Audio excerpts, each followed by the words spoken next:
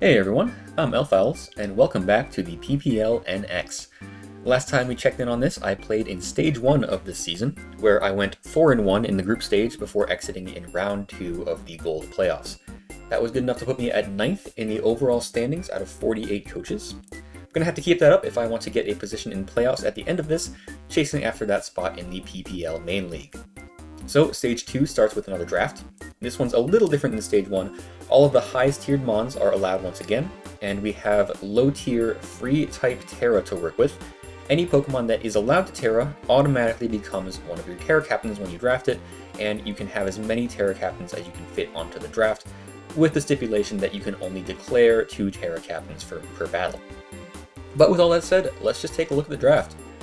I ended up being the 4th pick of the Vessel division, which means that I had most options available to me. Dragapult, Iron Valiant, and Spectrier were taken before I got a pick, but I have plenty of good choices left. Zamazenta Crowned was eye-catching, Gouging Fire is a great pick that I've never used before, and Shaman Sky was actually available this season, but I ended up settling on the old reliable Great Tusk for 19 points. We've all seen this guy in action, and I think we all know the drill. Great Tusk is just an incredible way to start off a draft. With its combination of attack, physical bulk, and decent speed, along with powerful stab moves and great coverage, it beats or trades well against just about every other physical attacker in the game. My favorite way to use it is just as a tank that switches in and kills things regardless of positioning, but it can fill so many other roles. It's also the best hazard remover in the format. It can set its own hazard with Stealth Rock, and it can also set up pretty well using combinations of Booster Energy, Rapid Spin, and Bulk Up. The only thing Great Tusk doesn't do is dish out or take special hits, so it needs some support from the rest of the team on that front. So for the next slot, we're keeping Great Tusk's shortcomings in mind, but really I'm just trying to find another top tier pick that can put in a lot of work. So with that, we have the late round 2 Deoxys Speed for 18 points. And if Great Tusk is there for raw bulk and attacking power, Deoxys Speed is here for, well, speed.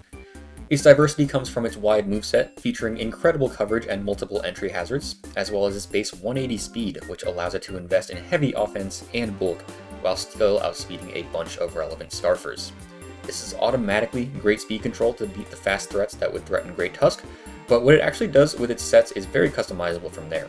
Early game utility Deoxys is a pretty common way to run it, but it can also be a great breaker because of its ability to run attack boosting natures and boosting items while still outspeeding everything you could ask for.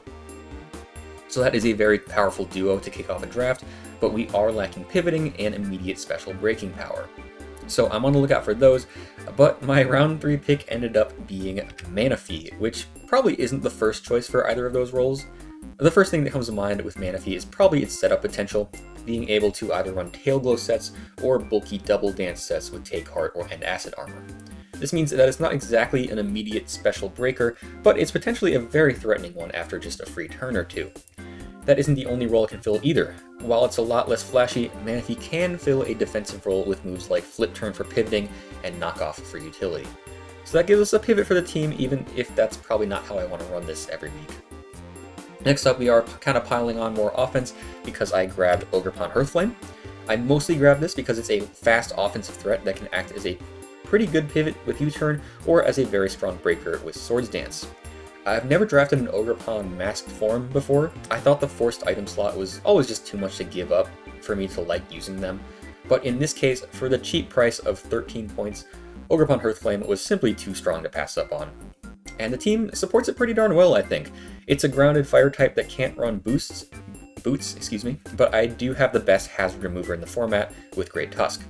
This is also an offensive piece that can't run Choice Scarf to act as a better revenge killer, but I do have a Deoxys Speed, which provides some of the best speed control a draft player could ask for. And Ogerpon itself definitely provides some good support to the team. Outside of just spamming its powerful stab moves, it gets Spikes, U-Turn like I said, Encore, Leech Seed, and Knockoff.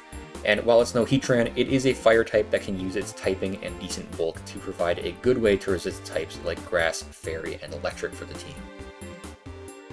After that, it was time for me to stop beating around the bush and finally grab a true, specially defensive piece. And specifically in my mind, I was thinking, what the heck is the Moonblast switching on this team? I'm going to need something bulkier than Ogerpon. So I looked through the bulky steel types and found Hisuian Goodra for 12 points. Yes, it is part dragon, so it's not actually a fairy resist, but its special defense basically means it resists every special hit you throw at it.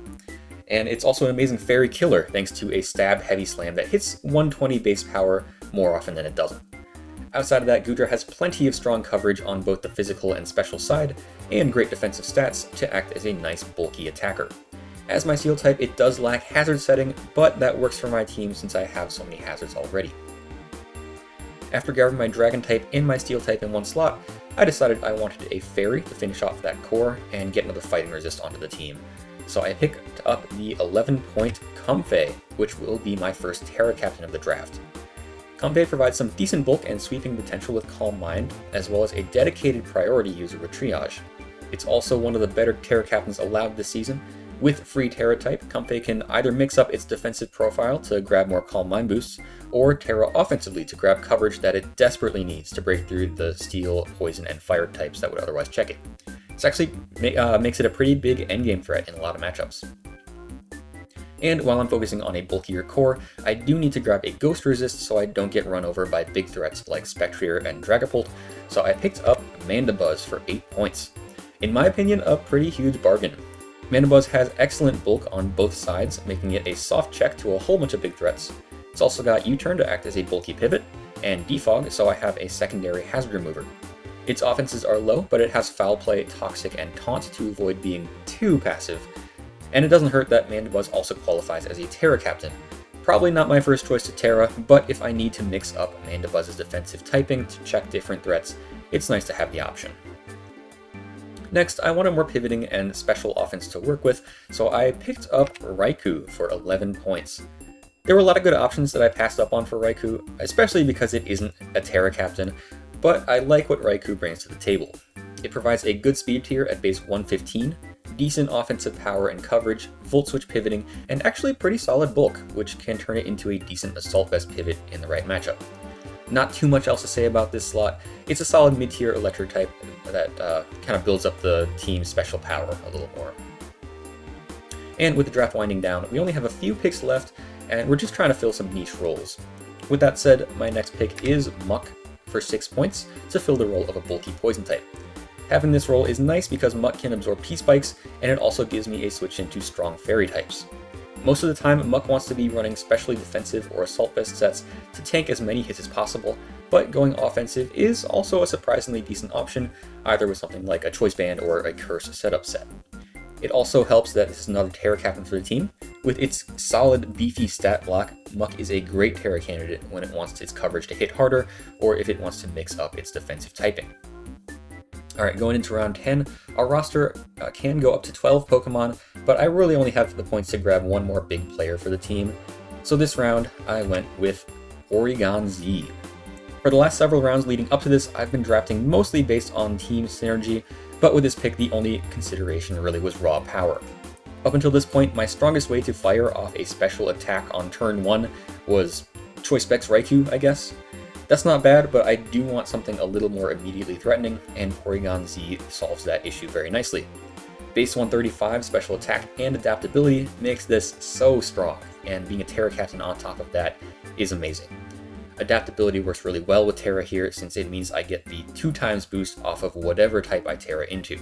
And while it's less effective with Terra Normal, since the boost only increases to 2.25 times, combine that with Specs and you really can't get much stronger than this on a special attacker. But the focus is really having adaptability on whatever type I want, changing up that typing. Choice sets take advantage of that really well, but this thing also gets agility and nasty plot for some setup potential. This is still not going to be a centerpiece of my team, but it does bring a lot of power so late into the draft.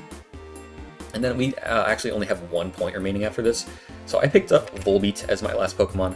This is purely a disruptor with Prankster and access to moves like Thunder Wave, Encore, Taunt, Trick, and Tailwind. I don't really see it coming in any games, but it's decent utility for 1 point. Could threaten something with some utility moves, I guess. And then with a quick little mascot pick of Azurill for 0 points. And hey, why does the Azurill render look that sad? Much better. Anyway, that is going to do it for the draft. I feel really good about the team. I've started prepping for it, and I think I like it a lot more than the team I was using for Stage 1. That team felt a lot more like just Necrozma and friends. This one feels like there are a lot of diverse threats that I could bring week to week. But yeah, with all that said, big thanks to Logic who helped out with my draft towards the later end especially, and thank you for watching if you've made it this far. I'm really excited to get into the season. I hope you are too. I'll see you back here tomorrow for the first match of Stage 2.